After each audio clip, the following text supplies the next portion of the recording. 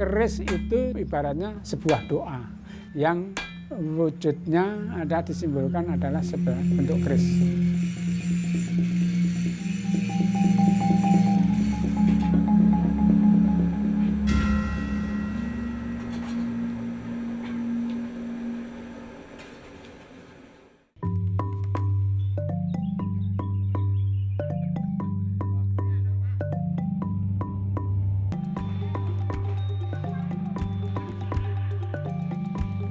Informasi bahwa pabrik besi dunia itu baru muncul itu tahun 1816.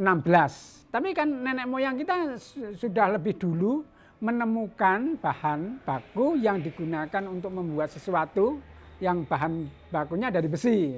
Berarti kan lebih mungkin sekitar 5 abad ke belakang nenek moyang kita sudah bisa menemukan itu gitu loh. Dan bisa mengembangkan dengan teknologi mereka meramu beberapa unsur logam menjadi satu benda yang bagus, misalnya keris.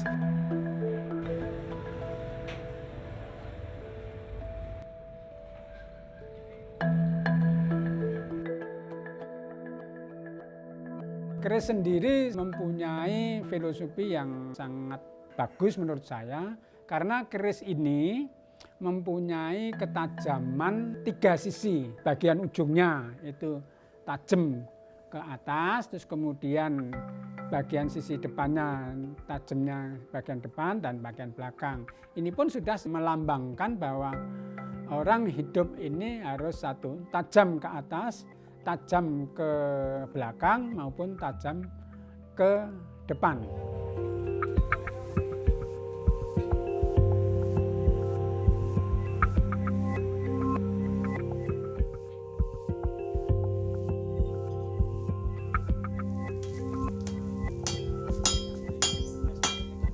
Keris sebetulnya kan dibuat menggunakan unsur-unsur alam juga.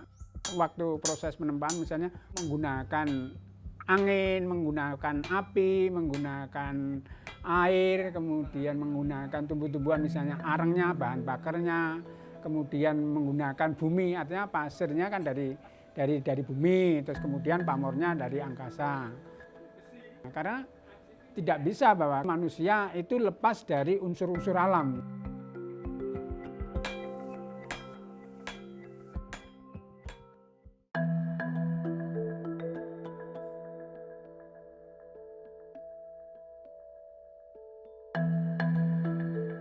Ini zaman keris yang zaman Singosari. Ini kerisnya seperti ini. Ini saya dapatkan dari penambang pasir di Sungai Berantas. Biarpun sudah lama terpendam di sungai, dia masih punya pamor yang seperti ini. Ini adalah keris Majapahit. Majapahit itu biasanya kerisnya kecil, tapi sangat ringan. Nah ini gambar, istilahnya ini kan luk 5, yang luk itu pakai ini 1, 2, 3, 4, 5. Ini. Kemudian ini adalah nogo. Nogo yang nggak kelihatan, nogo Seliman namanya. Nggak perlu kini kayak lampu ini loh. Ini malam. Oh malam. Keris tidak dibuat hanya sekedar untuk kuat, tapi dia seorang empu harus melakukan laku spiritual dan untuk mencari bentuk mungkin juga petunjuk dari Tuhan. Saya kira seorang yang sudah empu dianggap sudah dekat dengan Tuhan dan membuat karya yang nantinya karya ini hanya tujuannya untuk melukai orang, itu jauh.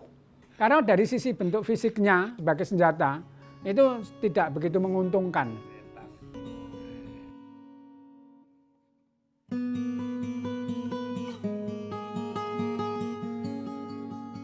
Klasifikasi seorang empu itu harus mempunyai beberapa tahapan yang harus dikuasai oleh seorang empu.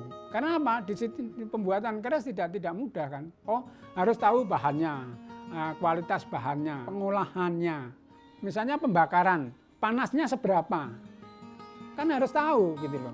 Walaupun bahannya adalah sama, tapi ukurannya akan berbeda-beda jika kita akan mengarah ke satu motif pamor. Nah, maka sertifikat sebuah karya adalah perlu, sertifikat seorang empu adalah juga perlu.